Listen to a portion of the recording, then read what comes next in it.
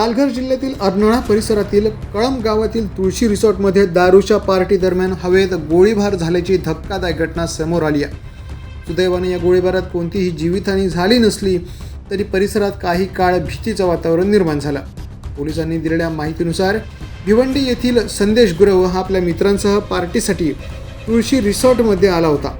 मध्यरात्री 1:30च्या सुमारास दारूच्या नशेत त्यानं स्वतःकडील बिनपरवान्याच्या गावठी कट्ट्यातून हवेत गोळीबार केला. गोळीबाराचा आवाज ऐकताच परिसरात एकच खळबळ उडाली.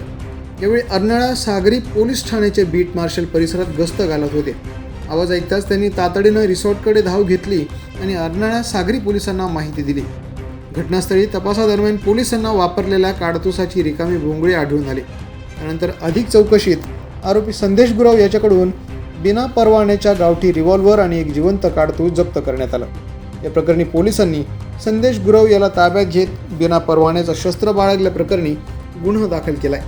आरोपीकडे हे शस्त्र कुठून आलं, मागे आणखी कोणाचा सहभाग आहे का आणि या शस्त्राचा स्रोत काय आहे याचा तपास अर्नाळा पोलीस करत आहेत. दरम्यान याच तुळशी रिसॉर्टमध्ये 2 महिन्यांपूर्वी स्विमिंग पूलमध्ये बुडून 13 महिन्यांच्या चिमुकल्याचा दुर्दैवी मृत्यू झाला होता.